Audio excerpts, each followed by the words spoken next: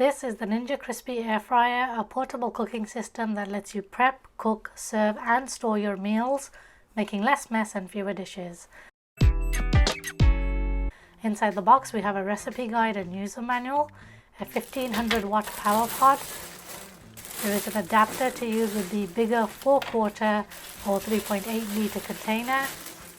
We have a small 6-cup container, 2 leak resistant lids, one for each container, and finally 2 crisper trays, one for each container. Taking a look at the power pod, which contains the heating element, it's covered by this stainless steel cover which has been screwed on, so cleaning the cover shouldn't be a problem, but underneath this is where all the grease will definitely get collected. On the back of the power pod is the air vent, and the pod has heat safe feet that let you place it directly on your counter. On the top we have the user buttons. They've made the display more easy and user friendly by adding fewer settings to it. Recrisp is the lowest heat, ranging from 380 degrees Fahrenheit to 400 degrees Fahrenheit. Bake ranges from 375 Fahrenheit to 400 degrees Fahrenheit. Air fry is 400 degrees Fahrenheit to 425 degrees Fahrenheit. And Max Crisp has the highest heat, ranging from 425 degrees Fahrenheit to 450 degrees Fahrenheit. There is a start-stop button and plus-minus buttons to adjust the time. There are no settings to adjust the temperature, but once you try a few dishes, you kind of get a better understanding of how well each mode works for your food, and it's not so bad being without them. Hold the start-stop button for 2 seconds to power it off. The containers are tempware glassware that are only compatible with the Ninja Crispi. They are thermal shock resistant and can withstand high heat up to 450 degrees Fahrenheit. They are also dishwasher safe and BPA free. They have these permanent easy grip handles, and the base has heat safe feet, making it safe for your counters. There are actually more sizes available of these counters on the Ninja website, which is great as it gives you even more cooking capacity. There is an adapter which needs to be used when you want to cook in the 4/4 container. Place it on your counter or on the container, then place the power pod onto it until it clicks in. To remove the power pod from the adapter, hold on to the top of the power pod and with your other hand push down on the tab here on the front while leaning the power pod back, and that will release them both. The crisper tray has 4 silicone tabs on the corners, and these ones seem to be removable, unlike the crisper trays that came with the Ninja double stack. So I am happy to see this. Place the crisper trays into the containers, and you can also cover the containers with the lids for when you want to store your food. Before I start, I'll wash everything out other than the power pod, so instead I like to wipe it clean with a damp cloth or paper towel. Unfortunately, I can't get into the heating elements to wipe them, so I'll just have to do my regular burn off to get rid of the smell you get from using a new appliance. Placing the power pod onto the smaller 6-cup container, press the mode button to select air fry, and 10 minutes should be okay, then press start.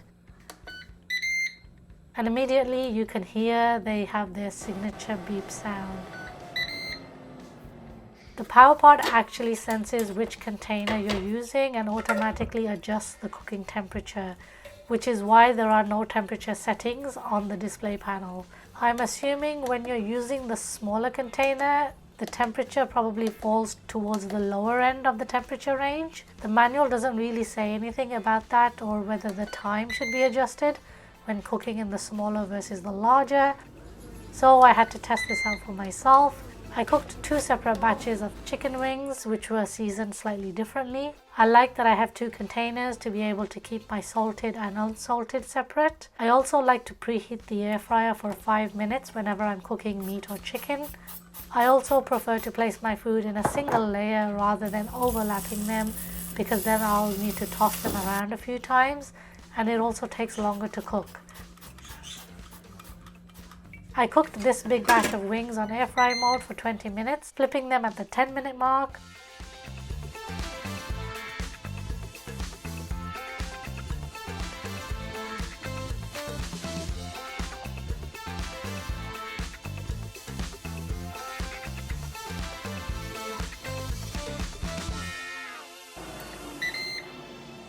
After 20 minutes, the wings were perfect and so juicy. You can just take a look at how beautiful they look. The skin was crispy. Some of the smaller pieces were slightly more crispier, but these were absolutely perfect.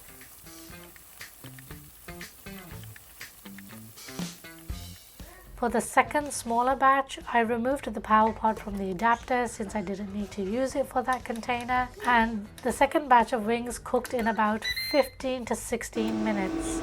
So cooking in the smaller container is definitely much faster. I guess there is a smaller area for the heat to circulate through, so it cooks much faster.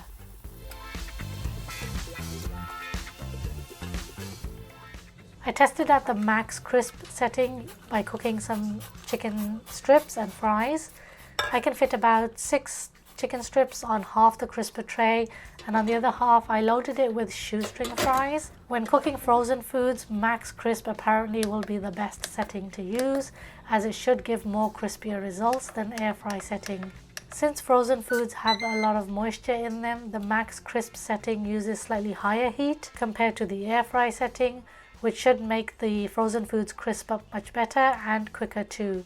I set the timer for 15 minutes and tossed everything around the 7-minute mark. I also spritzed them with a little oil because I felt they were drying out a little, likely because of the high heat, I'm not really sure. And I did stop the air fryer a couple of minutes before the end of the time because I could see that my fries were browning too much. Otherwise they did cook really nicely and they were perfect.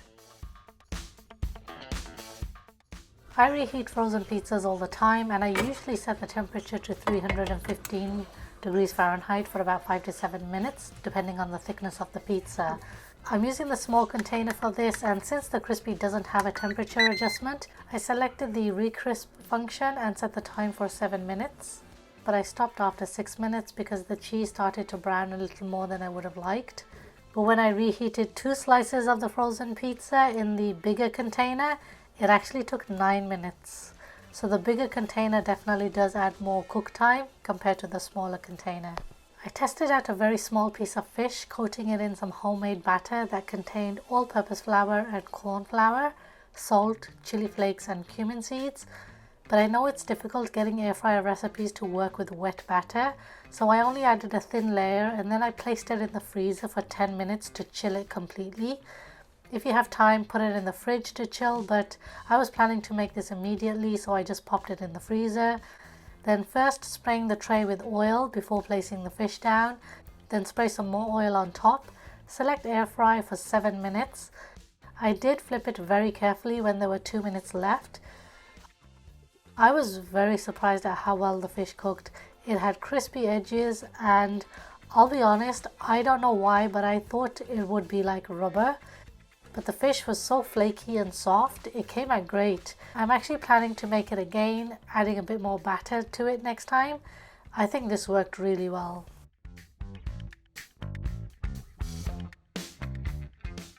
I'm sure it's okay to place the power pod on the counter, but you may have noticed that I've been placing it on something throughout the whole video. I'm just a worrywart, so I prefer to place it on something, and so I've been using my pizza tray here. I understand that the heat-safe feet are safe to place on the counter, but I'm more concerned about the heat from the heating element ruining my counter or possibly discoloring it. But if you're comfortable with doing so, please go ahead. Like I said, this is just me being a worrywart. I like that I have the option to use another container to cook in, especially when one is dirty or if I store anything away in it. Although so far we've gobbled everything down that there's nothing really left to store in it. The power pod is slightly heavy, but that just means that they've used some heavy duty elements inside, so that's probably a good thing.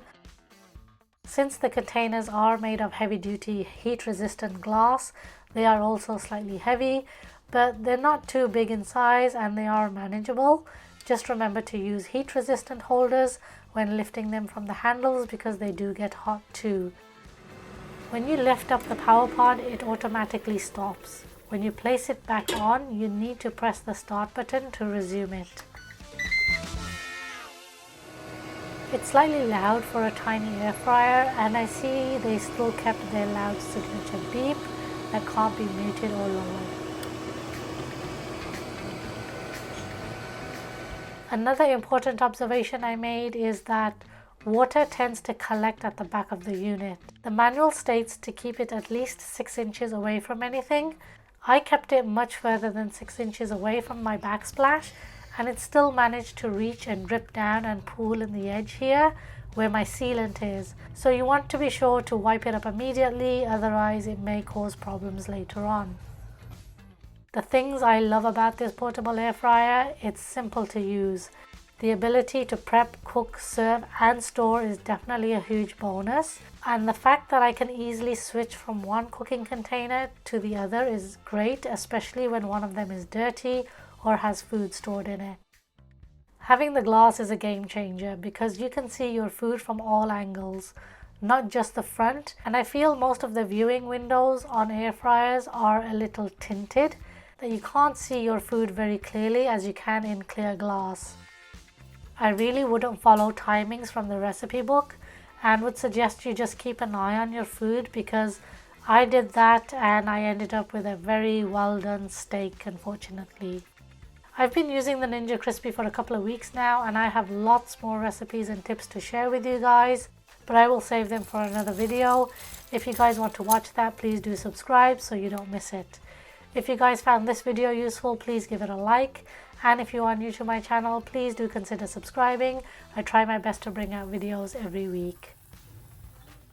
Alright guys, thank you so much for watching, and I hope to catch you in my next video.